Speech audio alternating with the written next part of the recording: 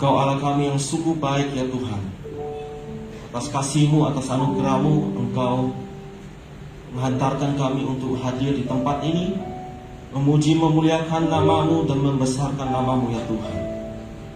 Dan tiba saatnya kami untuk mendengarkan firman-Mu Tuhan. Berkatilah kami dengan firman-Mu, kuatkanlah setiap kami dengan firman-Mu Tuhan. Di tengah-tengah dunia ini Tuhan, kami membutuhkan firman-Mu sebagai pedoman di dalam hidup kami. Ini kami Tuhan, Engkau jamah setiap kami. Terima kasih ya Tuhan. Di dalam nama Tuhan Yesus kami berdoa. Amin. Silakan duduk Bapak Ibu sekalian. Puji Tuhan, kembali kita bisa bertemu bersama di tempat ini. Dan saya mengucapkan juga selamat menyaksikan untuk setiap jemaat yang sedang menonton dari rumah. 很高兴我们今天早上能够再聚在一起在这里，然后也很高兴在家里的朋友弟兄姐妹们也可以参与我们这个聚会。 Ya Bapak Ibu sekalian, hari ini tema khotbah kita yaitu tentang integritas. 亲爱的弟兄姐妹，今天早上的题目就是关于诚信。 Tentu adalah kita sebagai orang Kristen, Tuhan mengharapkan setiap kita, hidup kita haruslah penuh dengan integritas. 当然，我们成为基督徒的人，我们的上帝也很渴慕我们大家可以变成一个有一个诚信的基督徒。 Karena Tuhan Yesus sendiri di masa hidupnya di dunia ini, Dia sudah memberikan satu teladan yang begitu baik, yang begitu sempurna 因为耶 tentang 稣， integritas. 因为耶稣在这个地上的时候，他也是给我们一个好的榜样，就是他活着一个有诚信的一个生活。 Dan Tuhan juga sudah memberikan amanat kepada setiap kita orang Kristen untuk bisa memberitakan kabar baik yang sudah Tuhan Yesus sampaikan. 然后上帝也让我们命令了我们要传福音，就是好像耶稣基督这样传给我们的这个救恩。 Dan kabar baik itu bisa tersampai dengan baik kepada orang-orang yang belum percaya. Bukan hanya dengan kita pandai menginjil, pandai berbicara. 然后这个好的消息就是传给那个还没相信神的人，也是不是单单我们只会厉害讲话，但是我们就是有一个心要来传讲这个福音。 Tetapi apakah hidup kita ini bisa menjadi teladan di dalam integritas bagi orang-orang yang tidak percaya? 但是是否在我们的生活上，我们可以做一个好的榜样给别人看呢？ Bapak Ibu, 亲爱的弟兄姐妹们， baru-baru ini kita mendengar sebuah berita. 最近我们听有一个新闻， Ada seorang hamba Tuhan dari Batam. 有一个来自巴旦岛的这个神的仆人。 Hamba Tuhan dari Batam ini dia menukar uang $10.000 这个 di 神 Singapura. 这个神的仆人，他换了一个新币，就是1万新币。 Katanya $10.000 ini dia temukan di baju bekas karena dia juga jualan baju bekas gitu. 他说这个新币是从那个二手货的衣服里捡到的。 Ya, dia bawa ke Singapura, dia tukar 他带去新加坡，然后他换了， dan berhasil. 然后成功。 Padahal ternyata uang ini adalah uang palsu. 其实这个新币是假的新币，假币。 Tetapi akhirnya ketahuan kejahatan yang dilakukan oleh hamba Tuhan ini. 到最后这个事情也是被发现了。 Dan hamba Tuhan ini ditangkap, ya. 这个神的仆人也是被抓了。 Dan dia juga mengaku bahwa hasil dari uang yang dia tukar itu dia mainkan untuk bermain judi. 他也承认了，他把这些钱拿去赌博了。 Nah, jadi akhirnya hamba Tuhan ini harus menanggung setiap perbuatan yang dia lakukan. Saat ini dia ditangkap dan dia dipenjara. 然后这个神的仆人呢，他就被抓了，被关在新加坡的牢。Perbuatan hamba Tuhan ini tentu adalah sebuah perbuatan yang tidak berintegritas. 这个神的仆人所做的事，就是不符合上帝的，就是没有诚心的一个基督徒。 Bukan hanya membawa dampak buruk bagi dirinya sendiri, tetapi juga membawa image, dampak yang buruk bagi kekristenan, bagi gerejanya. 不仅给自己带来不良影响和形象，而且也给基督教会和教会带来不良的影响。 Akibatnya bisa saja ada yang kecewa dan pergi dari gerejanya. 结果呢，可能有些人感到失望，离开了教会。 Atau bisa saja ada jiwa baru yang dia injili, kemudian jiwa baru ini mendengar tentang kasus dari pendeta ini, kemudian dia tidak jadi percaya kepada Tuhan Yesus. 也许也有些人就是被这些神的仆人传福音的人，他们就听到这个消息就离开了上帝。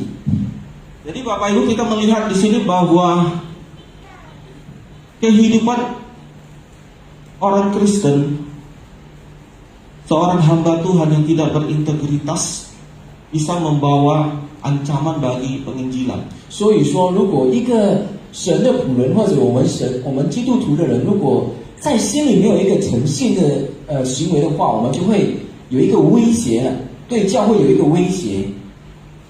Dan ancaman seperti ini bukan hanya kita temukan sesungguhnya di zaman ini, tetapi di zaman rasul-rasul kita sudah menemukan ada ancaman. 这个威胁不仅单单在我们的时代，在以前就是这些先知们的时代也是已经有这个威胁了。 Yaitu ada pemimpin-pemimpin rasul sendiri, yaitu Rasul Petrus yang hidupnya tidak berintegritas. 就是彼得之前的彼得也是有这样的这行为，就是没有诚信。 Mari kita buka di Galatia pasal yang kedua. 我们来打开我们的圣经，在加拉太书第2章。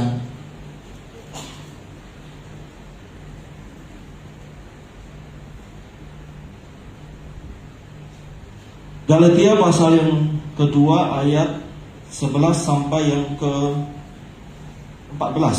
加拉太书第2章第11到第14节。 Ya Bapak Ibu, saya minta izin untuk tetap memakai masker ya, karena kadang-kadang saya bisa batuk. 我先和大家我先告诉大家，我一直戴着口罩，因为我怕等一下我有咳嗽或者有什么。 Oke, saya akan membacakannya. Tetapi waktu Kefas datang ke Antioquia, aku berterang-terang menentangnya sebab ia salah. Karena sebelum beberapa orang dari kalangan Yakobus datang, ia makan sehidangan dengan saudara-saudara yang tidak bersunat. Tetapi setelah mereka datang, ia mengundurkan diri dan menjauhi mereka karena takut akan saudara-saudara yang bersunat. Dan orang-orang Yahudi yang lain pun turut berlaku munafik dengan dia, sehingga Barnabas sendiri turut terseret oleh kemunafikan mereka. Tetapi waktu kulihat bahwa kelakuan mereka itu tidak sesuai dengan kebenaran Injil, aku berkata kepada Kefas di hadapan mereka semua, jika engkau seorang Yahudi, hidup secara kafir atau bukan secara Yahudi, bagaimanakah engkau dapat memaksa saudara-saudara yang tidak bersunat untuk hidup secara Yahudi? 加拉太书第2章第11到第14节这里说，后来激发到了安提亚，因他有割责之处，我就当面抵挡他。从雅各那里来的人未到以先，他和外邦人一同吃饭，机子他们来到，他因怕分割离的人，就退去与外邦隔开了。其余的犹太人也都随着他装甲，甚至连巴拿巴也随或装甲。当我一看他们行的不正，与福音的真理不合，就在众人面前对基法说：你既是犹太人，若随外邦人行事，不随犹太人行事，怎么还勉强怎么还勉强外邦人随犹太人呢？ Ya Bapak Ibu, perikop firman Tuhan yang kita baca ini bercerita tentang Petrus, Kefas. Kefas di situ artinya adalah Petrus. 这刚才我们所读的这个经文的背景的故事，就是在安提亚，就是关于这个彼得。 Petrus bersama Barnabas dan beberapa orang Kristen Yahudi. 彼得、巴拿巴和这些犹太人的基督徒， Mereka datang ke Antioquia. 他们来到安提亚， Ya, bisa dikatakan mereka hidup beberapa lama di sana. 可以说他们住在一起了，就是相处在一起。 Kemudian mereka bergaul erat dengan orang-orang Kristen yang bukan Yahudi. 然后他们也跟这些不是犹太人的基督徒相处了。 Bahkan mereka sering, boleh dikatakan sering makan bersama, sering melakukan perjamuan makan bersama. 甚至他们也行了这些宴会，一起同吃。 Orang-orang Kristen yang bukan Yahudi ini artinya mereka ini tidak menjalankan hukum Taurat ya. Mereka tidak disunat. 这些没有血统的犹太基督徒呢，他们是没有做这个割礼的事。 Dan Petrus, Barnabas dan orang-orang Kristen Yahudi yang bersama mereka itu baik-baik saja, gak ada masalah. 彼得、巴拿巴和这个犹太的基督徒和这些不是犹太人的基督徒，他们相处得很好。 Fun-fun saja mereka berkumpul bersama, makan bersama dengan orang-orang Kristen yang bukan Yahudi. 就是过着一个平常的事情而已，就是同吃饭啊这些东西而已。 Tetapi sampai suatu saat, 但是到了最后， kemudian datang orang-orang Kristen Yahudi, kira-kira seperti itu. 然后来了这些犹太的基督徒。 Dari Yerusalem, mereka ini dikatakan adalah orang-orang dari kelompoknya Yakobus, kira-kira. 就是雅各这些的小组从这些耶路撒冷来的， Mereka juga datang ke Antioquia. 他们也来到 ketemu Petrus. 他们也来到安提阿，见了彼得。 Dan mereka ini boleh dikatakan orang Kristen, tetapi masih memegang teguh Taurat, hukum-hukum Taurat gitu, tradisi Taurat. Masih memegang tradisi Taurat dengan kuat, walaupun mereka sudah Kristen. 他们虽然是基督徒，但是他们就是很严格的去行这个律法。 Ya mereka bersunat tentunya. 他们隔离，对。 Dan mereka ini tidak suka kalau lihat ada orang Kristen Yahudi yang bergaul dengan orang Kristen bukan Yahudi. 他们不喜欢看到这些犹太人和这个外邦人，就是不是犹太人的一起同吃的。 Mereka tetap melihat ada pemisah, ada sekat antara orang walaupun sama-sama sudah Kristen, tetapi karena dia bukan Yahudi, saya tetap tidak boleh bergaul dengan mereka. 因为他们觉得，如果和这些不是犹太人的人相处的话，就是好像有一个东西拦阻了他们。 Nah, melihat orang-orang ini datang, waktu Petrus melihat orang-orang dari kelompok Yakobus ini datang, 当彼得看到这些雅各人的小组们来到了安提亚的时候， tiba-tiba Petrus berubah sikap. 突然间彼得的行为形态就变了。 Yang tadinya dia begitu akrab dengan orang-orang bukan Yahudi yang ada di Antioquia, orang-orang Kristen. 起初他是和这些不是犹太人的人相处得很好的， Bahkan makan bersama. 同吃。 Tiba-tiba dia dikatakan di situ dia mengundurkan diri. 突然间这里说了他退去了， Artinya dia itu berusaha untuk mencari aman. 就是说 Seperti itu. 他要找一个比较安全的地位， Karena dia melihat ada orang Kristen Yahudi yang datang. Petrus berusaha untuk mencari aman bagi dirinya sendiri. 因为他看到了这些从耶路撒冷来的这些犹太人来到这个安提阿，所以他就是尽力了去找比较安全的地位。 Saudara, apa yang dilakukan Petrus ini sesungguhnya tidak benar. 其实彼得所做的这些东西不符合的，不正的， Tidak sesuai dengan kebenaran Injil. 不符合真理。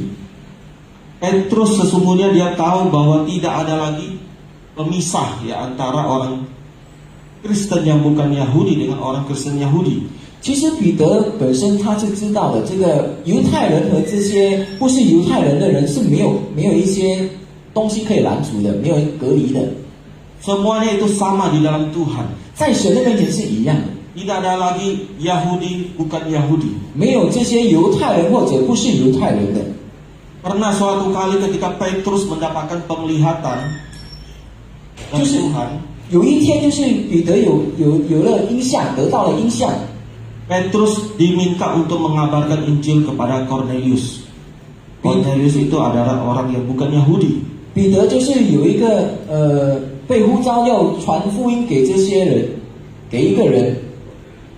Dari peristiwa itu Petrus akhirnya sadar bahwa ternyata keselamatan itu bukan hanya diperuntukkan bagi orang Yahudi, tetapi juga bagi orang yang bukan Yahudi. 从这件事情，彼得就发现了，就是这个福音呢，不是只单单传给这些犹太人，也是可以传给外邦人的。 Coba kita baca di Kisah Rasul pasal yang ke-10. 我们来读一下《使徒行传》第10章 Ayat yang ke-28 saya akan bacakan. 第28节。 Kamu tahu betapa kerasnya larangan bagi seorang Yahudi untuk bergaul dengan orang-orang yang bukan Yahudi atau masuk ke rumah mereka. Tetapi Allah telah menunjukkan kepadaku bahwa aku tidak boleh menyebut orang najis atau tidak tahir. 使徒行传第10章第28节这里说，就对他们说：你们知道犹太人和别国的人，亲近往来本是不合理的，但神已经指示我，无论什么人都不能看作疏而不洁净的。 Kemudian selanjutnya di ayat ke-34, 35, sesungguhnya aku telah mengerti bahwa Allah tidak membedakan orang. Setiap orang dari bangsa manapun yang takut akan Dia dan yang mengamalkan kebenaran berkenan kepadanya. 然后第34到35节这里也说了，我真看出神是无偏待人。原来各国中那敬畏主行义的人都为主所悦纳。 Jadi dari sini kita mengetahui bahwa Petrus sesungguhnya sudah tahu bahwa tidak ada yang membedakan antara dirinya sebagai orang Yahudi dengan orang bukan Yahudi. 所以在这里我们也看到了彼得本身已经知道了，这个犹太人和外邦人是没有分别的， Semuanya sudah satu, semuanya sudah sama di dalam Tuhan Yesus. 在神的面前，在神的眼里是一样的。 Bahkan di dalam sidang ketika di Yerusalem, ketika Petrus dan rasul-rasul bersidang, 然后在这些耶路撒冷的时候， coba kita buka di Kisah Rasul pasal yang ke-15 ayat 8 sampai 11. 我们再打开我们的圣经，在使徒行传第15章第8到第11节， Apa yang dikatakan Petrus sebagai pemimpin gereja? 彼得说了什么呢？ Dikatakan bahwa Allah yang mengenal hati manusia telah menyatakan kehendaknya untuk menerima mereka, sebab Ia mengaruniakan Roh Kudus juga kepada mereka sama seperti kepada kita, dan Ia sama sekali tidak mengadakan perbedaan antara kita dengan mereka. Sesudah Ia menyucikan hati mereka oleh iman, kalau demikian, mengapa kamu mau mencobai Allah dengan meletakkan pada tengkuk murid-murid itu dengan suatu kuk yang tidak dapat dipikul, baik oleh nenek moyang kita maupun oleh kita sendiri.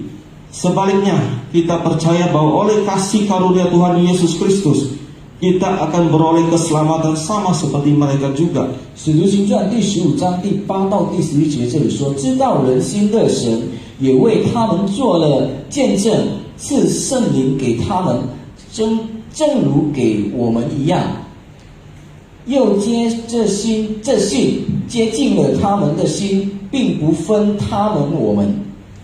现在为什么现在为什么试探神要把我们祖宗和我们说不能服的恶放在门徒的景象上呢？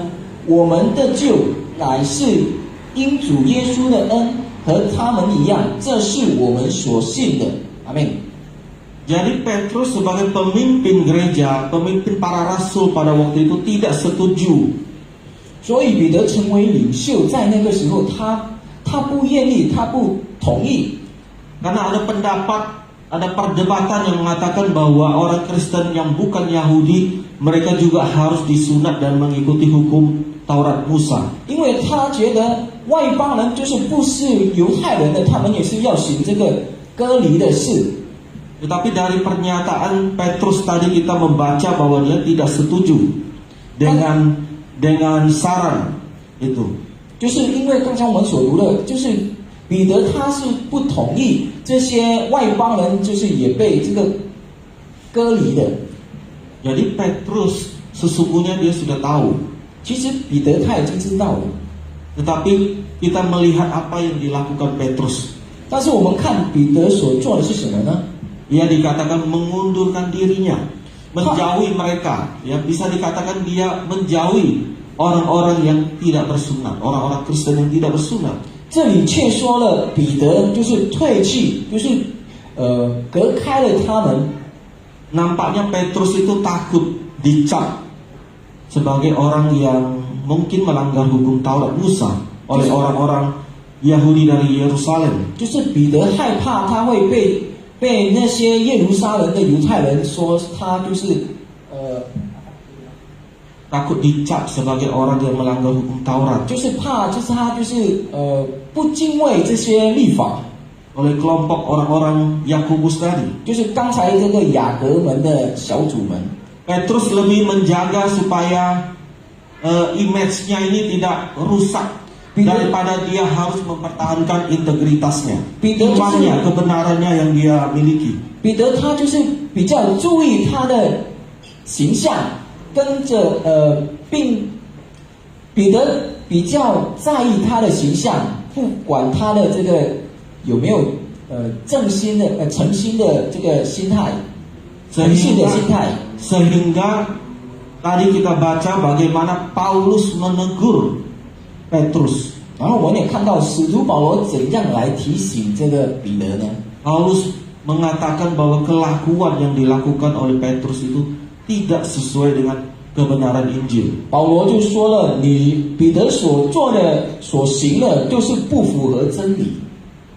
Bahkan Paulus mengatakan Petrus, Barnabas dan orang-orang Kristen Yahudi itu bertindak seperti orang yang munafik. 而且保罗也说了，彼得、巴拿巴和这些犹太人的基督徒，他们就是有虚假。 Bapak Ibu, munafik itu adalah lawan dari integritas. 虚假就是和这个正心是相反的。 Lawan dari integritas adalah munafik. 正心的相反就是虚假。 Integritas itu mungkin kita semua tahu bahwa integritas itu artinya adanya satu kesamaan ya antara apa yang ada di dalam hati kita dengan apa yang kita katakan, apa yang kita lakukan itu sama, selaras, klop. 诚心的意思就是我们所做的、我们所说的，就是符合我们。对不起，我们所行的符合我们所说的。 Apa yang kita imani, kita percaya, kita lakukan. 我们所信的，我们去行。 Ya, bukan berpura-pura, bukan memakai topeng. 不是虚假的，不是戴一个面具的。 Dan apa yang dilakukan oleh Petrus ini tentu adalah sesuatu yang dikatakan sebagai perbuatan yang munafik. 就是刚才彼得所做的，就是有虚假的。 Karena dia lakukan itu tidak sesuai dengan iman yang dia miliki, kebenaran yang dia percayai. 因为他所行的不符合他的信心、他的信仰。 Bapak Ibu, Tuhan tidak mau setiap anak-anak Tuhan hidup di dalam kemunafikan. 神也不愿意我们这些信他的人在生活里面有这个虚假。 Kalau kita baca tadi perikop tadi, kita melihat bagaimana kemunafikan itu begitu cepat. 刚才我们所读，我们可以看到这个虚假这样的快改变了， Begitu cepat menular, ya, begitu cepat dilakukan oleh orang lain. 那么快的传染给别人。 Bukan hanya COVID-19 yang cepat menular, tetapi kemunafikan itu juga cepat menular, Bapak Ibu. 不是只单单这个疫情很快的传染，但是这个虚假也是很快的传染给别人的。 Apa yang kita baca tadi, begitu Petrus berubah sikap, 我们所读的，当这个彼得改变的时候， maka diikuti juga oleh orang-orang Kristen yang lain. Bahkan Barnabas mengikuti kemunafikan dari Petrus. 然后其他的基督徒他也是改变了，甚至这个巴拿巴也是改变。 Kita melihat bagaimana efek dari kemunafikan. 我们看这个虚假的威胁是有多厉害， Bisa ditularkan dari satu orang ke orang yang lain. 可以传染到一个人到其他的人。 Mengapa bisa demikian? 为什么会这样呢？ Karena sesungguhnya itu kita ini sudah terbiasa hidup di dalam topeng, ya, atau kemunafikan. 为什么呢？因为我们人啊，就是习惯了活在一个戴一个面具的行为。 Jujur saja Bapak Ibu sekalian, ya, 实话说， kita ini gampang sekali bersandiwara, gampang sekali berpura-pura atau memakai topeng. 我们人就是很容易就是戴一个面具或者做一个戏。 Itu sadar atau tidak sadar itu saudara lakukan itu di dalam setiap hari. 就是不知不觉我们在我们的行为、我们的生活当中，我们有做这样的事。 Walaupun Tuhan Yesus sudah menebus kita, 虽然耶稣已经把我们赎回了， sudah memulihkan hidup kita, 把我们的生活医治了、恢复了， tetapi kita membutuhkan proses, ya, untuk terus berubah. 但是我们需要一个过程要改变。 Karena kemunafikan ini sudah kita lakukan sejak kita masih kecil, masih muda, sampai kita saat ini. 因为这个虚假的行为，就是从我们小、我们成人、我们到我们年老，这个不断的有这个虚假的。 Bapak Ibu, kalau kita baca di medsos atau di berita-berita, 如果我们看有新闻或者在网站， kita menemukan banyak yang mengatakan bahwa gereja-gereja di Eropa, di Amerika sudah banyak yang sepi. 我们有听过在这个美国或者在澳洲那边的教会就是比较安静的， Gereja banyak yang beralih fungsi. 太多的改变了， Gereja jadi museum. 这个教会变成了一个 Museum.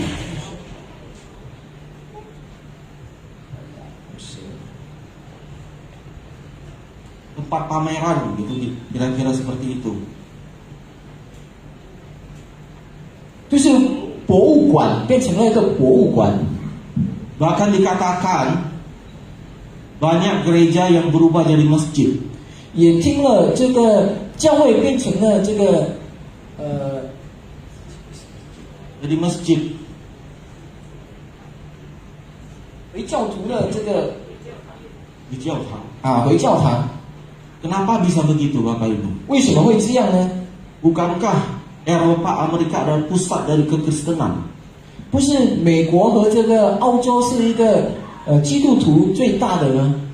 Dari sini kita melihat ternyata banyak orang Kristen yang meninggalkan, sudah tidak mau datang ke gereja. 在这里我们可以看到，这个基督徒呢，他们就是已经远离了上帝，远离了神了，离开了教会。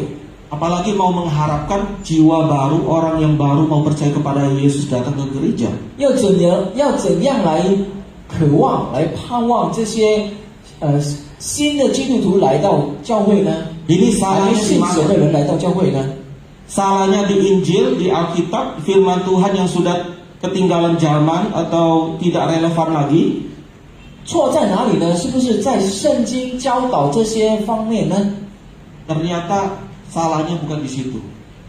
原来他的错误不是在这里。 Berdasarkan riset, ya, penelitian, 如果 yang 是 salah itu ternyata adalah banyak sekali para pemimpin gereja ini tidak menjadi teladan, tidak berintegritas. 错是在这个就是在教会的领袖们，他们没有做一个好的榜样，在他们的行为上或者他们在语言上没有做一个好的榜样。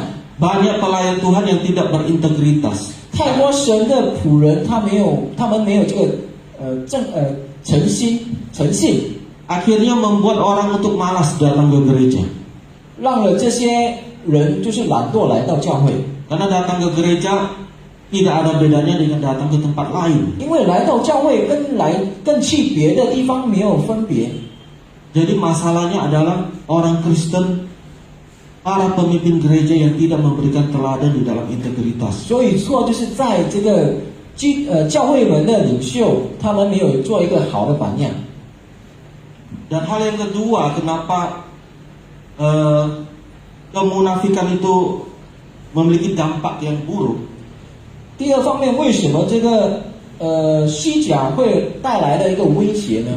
Yaitu bahwa orang lain tidak bisa melihat kebenaran di dalam kita tentang Tuhan. 因为别人没有看到了在我们身上有神的真理， Orang lain tidak bisa melihat kebenaran Injil. 他们不能看到神的真理在我们的生活上。 Apa yang dilakukan oleh Petrus ini tentu sangat menyakitkan hati orang-orang Kristen bukan Yahudi yang ada di Antioquia. 彼得所做的，刚才所做的就是退弃或者隔开这些外邦人，就是不是犹太人的，就是让这些不是犹太人的人的心伤心了。 Mereka pasti sakit hati lihat Petrus. 当然，他们肯定伤心的。 Tadi kamu baik-baik dengan kami, kamu begitu ramah dengan kami, kamu mau bergaul bahkan makan bersama dengan kami. Kok tiba-tiba sekarang kamu menjauhi kami? 因为起初你和我们是很好的嘛，一起同吃，一起相处，但是到最后你为什么突然间隔开了、退弃了呢？隔离了我们了呢？ Kamu seolah-olah menganggap kami ini najis, 就好像我们就是不洁净的人， tidak pantas untuk berteman. Ya. 不配和你们做朋友。 Perbuatan Petrus ini bisa menyebabkan hal-hal yang tidak baik kepada jemaat di Antioquia. 这些彼得的行为呢，就是会让这些安提亚的教会的人会感觉到很绝望。 Mereka akhirnya bisa saja meminta diri mereka untuk disunat. 他们会把他们自己本身要去割礼， Padahal mereka bukan orang Yahudi. 其实他们不是犹太人， Tujuannya supaya mereka bisa diterima. 就是要他们可以被接受，所以他们要割礼， Akhirnya kebenaran tentang Injil berubah. 直到这个真理在那里就改变了。 Jadi keselamatan itu bukan karena anugerah, bukan karena Yesus. Tetapi keselamatan itu harus plus dengan melakukan hukum Taurat. 所以这个救恩呢，不是因为神的救恩了，但是要要循律法。 Atau mereka juga bisa meninggalkan kekristenan karena mereka kecewa. 然后他们也是可以离开了这个基督徒，因为他们已经绝望了， Karena mereka merasa mereka dihina. 因为他们觉得他们被羞辱， Mereka merasa mereka tidak diperlakukan sebagai satu keluarga. 他们不觉得他们就是被当作是一个家人。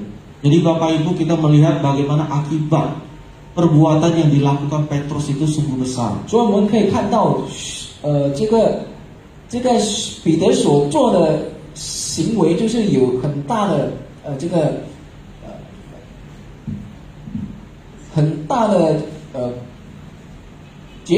很大的结果。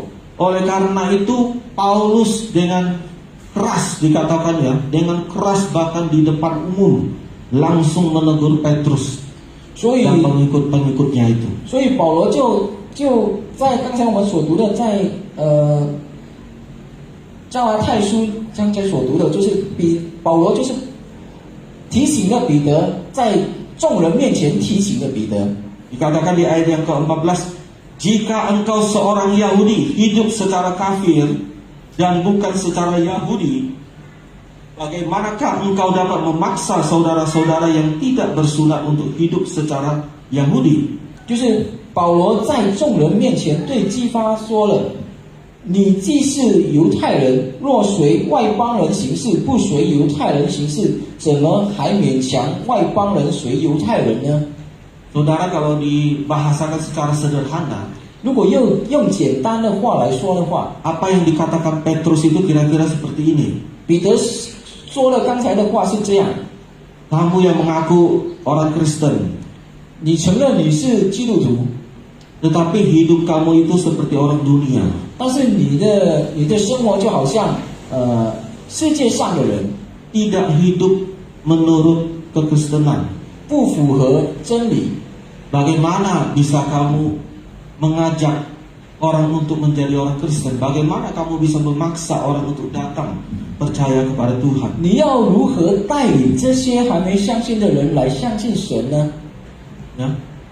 Kira-kira seperti itu apa yang dikatakan oleh Paulus kepada Petrus. 就是好像刚才我们所翻译的这样的简单的话。 Jadi menurut Paulus, 所以保罗说， kemunafikan seseorang, apalagi pemimpin gereja, bisa menghalangi orang untuk datang percaya kepada Tuhan. 一个人的虚假，就是领袖们的虚假，就是会拦阻了还没相信神的人来到教会。 Dan bicara soal kemunafikan, Tuhan Yesus juga begitu keras ketika menentang orang-orang Farisi, orang ahli Taurat. 如果讲到这个虚假的话，耶稣也是大大的提醒了这些法利赛人。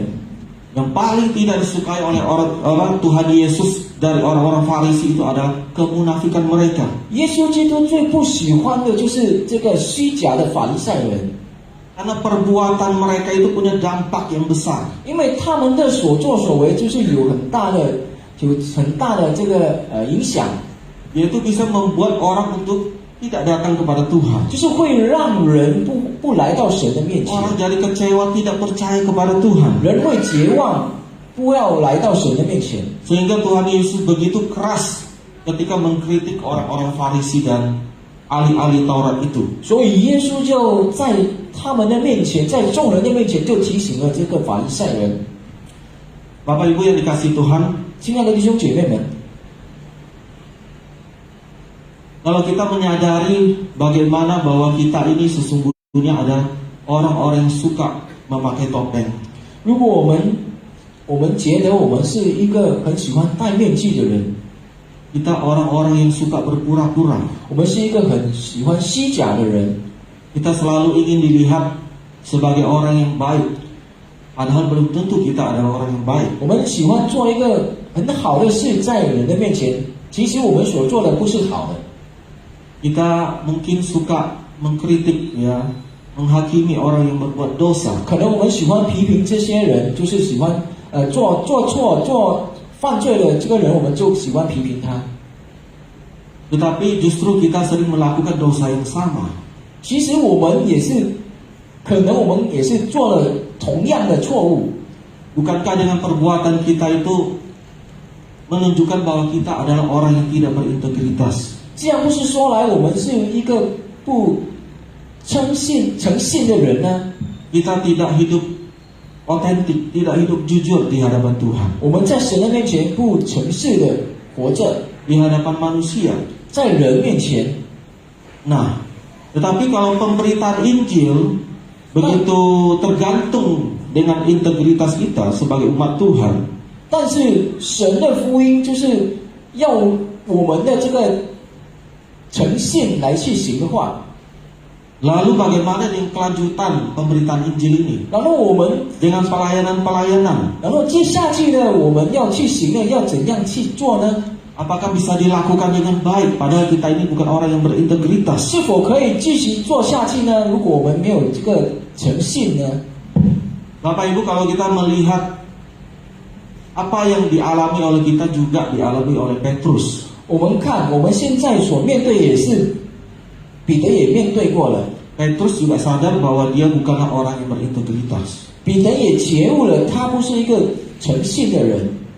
Ya, pernah sekali dia melakukan suatu perbuatan yang luar biasa 他也做错了一个很大的错误， Dia menyangkal Tuhan Yesus 3 kali. 他3次了否认了上帝耶稣， Padahal sebelumnya dia dengan begitu yakin dia akan mati bersama dengan Tuhan Yesus. Saking yakinnya. 因为起初他是这样的肯定他会和耶稣在一起的， Tetapi buktinya beberapa jam 但是 setelah itu 不久过去， dia menyangkal Yesus 3 kali. 他就3次的否认耶稣。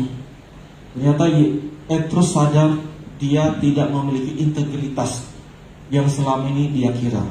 所以彼得他自己知道他没有这个诚信的人。 Mungkin saja Petrus pada waktu itu bertanya kenapa Tuhan memilih dia sebagai rasul. 可能在那个时候，彼得他会想，为什么那个时候耶稣会选择他呢？ Kenapa Tuhan Yesus memilih saya untuk menjadi pemimpin? 为什么主耶稣会差派我成为了一个领袖呢？ Apakah Tuhan salah pilih? Bukankah saya ini orang yang tidak berintegritas? 是否耶稣选错人了呢？ Bahkan setelah Petrus diampuni oleh Tuhan Yesus, dia kembali diberikan kesempatan ya untuk menjadi pemimpin, untuk menggembalakan umat Tuhan. 当耶稣怜悯了彼得的时候，也再给彼得一个机会来去带领了这些基督徒。 Petrus jatuh lagi di dalam kepura-puraan, kemunafikan. 彼得又再跌入了这个虚假， Itu apa yang kita baca hari ini. 就是刚才我们所读的今天的经文。 Dan Petrus mendapat teguran yang keras dari Rasul Paulus. 然后彼得也得到了从使徒保罗的劝告。 Apa yang dilakukan Paulus kepada Petrus menunjukkan bahwa Rasul Paulus memiliki otoritas yang sama dengan Petrus.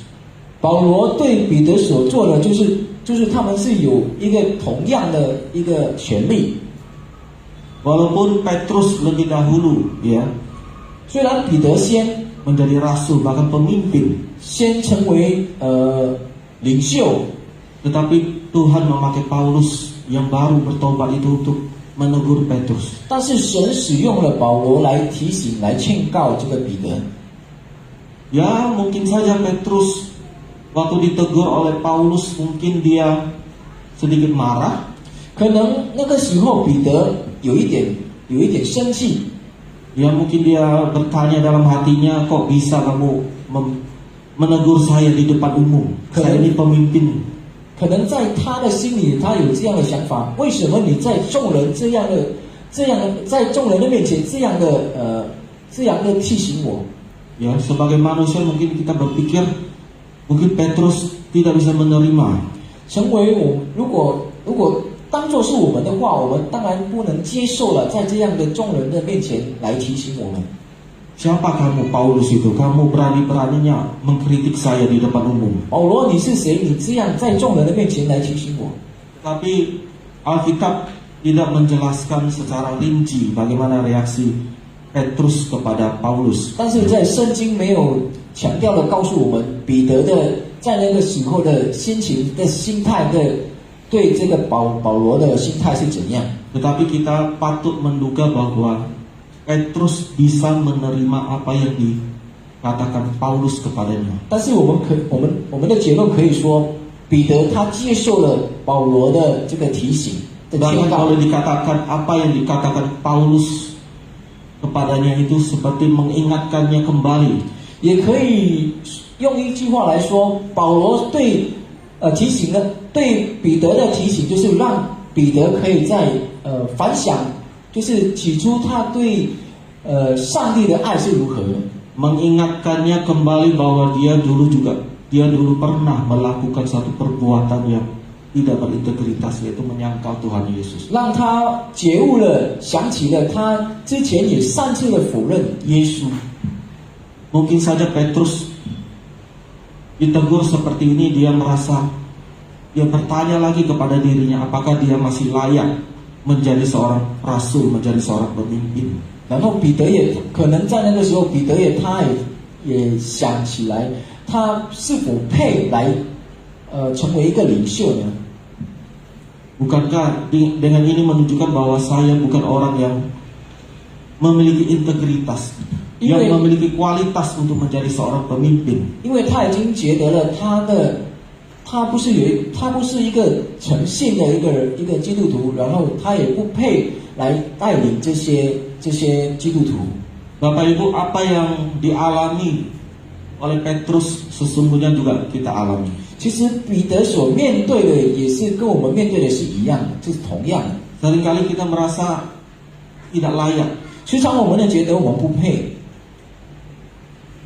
Kita merasa kita tidak berintegritas untuk menjadi seorang pemimpin, untuk menjadi seorang pelayan. 我们觉得我们不配，我们没有这个诚信的心来成为领袖，来侍奉神。 Tetapi sesungguhnya kita harus bersyukur kepada Tuhan. 但是我们要感恩， Kita harus bersyukur bahwa Tuhan begitu mengasihi kita, anugerahnya begitu besar. 我们要感恩，因为神的恩典，神的如何的爱我们。 Meskipun Tuhan tahu kita banyak kelemahan, kita banyak kekurangan, 虽然上帝已经知道我们有很多的软弱， tetapi pengetahuannya itu tidak menurunkan keyakinannya kepada kita bahwa Dia sanggup memulihkan hidup kita. 但是神知道他能够来恢复了我们的生命。 Dia percaya, Tuhan percaya pada setiap kita bahwa kita bisa menjadi orang-orang yang berintegritas. 神也相信我们大家可以成为这个诚信的人， Menjadi seorang hamba yang baik. 成为一个好的仆人。 Makanya dikatakan di dalam Matius pasal yang ke-12 ayat 20 dikatakan, sumbu yang berasap tidak akan kupadamkan, bulu yang terkulai tidak akan kupatahkan. Itu berbicara tentang kita. Matius pasal 12 ayat 20. 马太福音第12章第20节。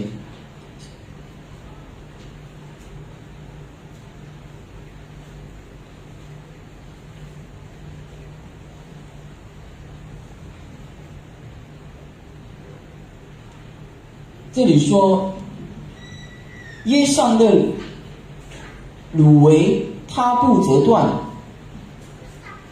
将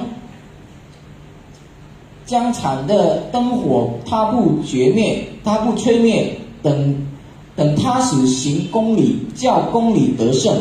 阿们。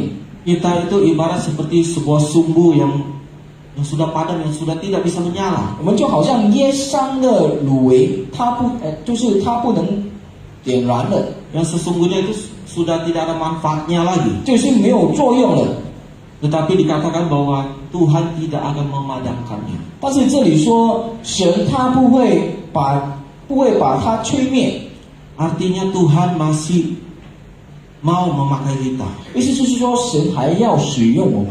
Tuhan percaya bahwa kita memiliki potensi untuk menjadi orang-orang yang berintegritas. 神相信在我们里面有这个潜力来作为领袖， Maka Dia memanggil setiap kita untuk percaya kepadanya. 所以他就呼召我们这些人来相信他。 Jadi Bapak Ibu, Tuhan tidak melihat bahwa kekurangan kelemahan kita itu sebagai suatu alasan untuk Dia menolak kita. 所以上帝不是看到我们的软弱，就是我们就远离了他。 Karena Tuhan tidak mencari seorang hamba yang sempurna. 因为神他不去找这些完全的人， Tetapi Tuhan mencari seorang hamba yang mau setia, yang mau taat, 但是神去找这些忠心的这个仆人， yang mau dengar-dengaran, yang mau komitmen di dalam hidup takut akan Tuhan. 就是在他的生命，在他的心里，他要愿意听、愿意去行的人， Hidup di dalam integritas, itu yang Tuhan cari. 活在诚信里面，这是上帝所要找的人。 Ya, itu yang Tuhan mau dari setiap kita. 这是上帝在我们心里、在我们心里要的这个人， Yang mau dengan rela untuk diproses, 就是愿意要接受这个过程， bukan yang merasa dirinya sudah sempurna. 不是觉得他已经很完全、很完美的人。 Itu yang Tuhan cari. 就是这样的人，就是上帝要找的。 Nah, bagian kita adalah kita harus dengan jujur di hadapan Tuhan untuk selalu datang kepada Tuhan, selalu mengakui segala kesalahan ya, perbuatan kita yang tidak berkenan di hadapan Tuhan. 我们的部分就是来到神的面前，我们悔改，就是我们所做的错误，就是来到神的面前，我们跟神悔改。 Kita dengan jujur kita datang kepada Tuhan, kita menyerahkan segala kelemahan, segala kekurangan kita kepada Tuhan, dan kita berdoa minta Tuhan untuk senantiasa menolong kita. 我们把我们的一切的软弱，我们一切的错误来到神的面前，我们向神祷告。 Justru dari kelemahan-kelemahan itu kita akan melihat bagaimana bahwa kita ini harus senantiasa bersandar kepada Tuhan. 就是从我们的软弱，我们就是可以觉悟，可以反省，就是我们就是要依靠我们的上帝。 Justru dari kelemahan-kelemahan kita ini nama Tuhan dimuliakan. 就是从我们的软弱，我们的神的名被荣耀。 Tuhan akan menyatakan kuasanya, mujizatnya di dalam kelemahan kita. 神会让他的能力领导了我们，成为了得胜者。 Dan Bapak Ibu, kita tahu bahwa akhir hidup dari Petrus begitu luar biasa. 我们来看到彼得的到最后的生命是如何。 Ya, Petrus akhirnya menunjukkan bahwa dia ada seorang rasul, seorang murid, seorang pemimpin gereja yang berintegritas. 到最后这个彼得他就证明了他是一个使徒，他是一个这个门徒，好的门徒，还有一个好的领袖。 Petrus mempertahankan imannya. 彼得他就是坚固的把他的信心照顾好， Walaupun dia harus disalib dengan terbalik. 虽然他就是被钉在十字架，这是倒反的钉在十字架， Tetapi dia mempertahankan imannya sampai akhir hidupnya. 但是他就是坚固的把他的信心看顾好。 Jadi Bapak Ibu sekalian, 所以，亲爱的弟兄姐妹们， melalui firman Tuhan pada pagi hari ini, 从今天早上的圣经， mari kita sama-sama belajar untuk hidup berintegritas. 我们一起要来一起学习，我们要怎样活着一个诚信的人，诚信的基督徒在神的面前。